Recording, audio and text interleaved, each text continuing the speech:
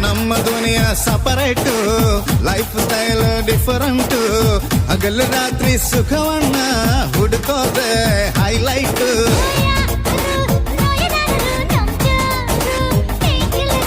ಯಾರು ಬೋರು ಅನ್ನರು ನಮ್ಗ್ಯಾರು ಅಷ್ಟು ಥ್ರಿಲ್ಲರು.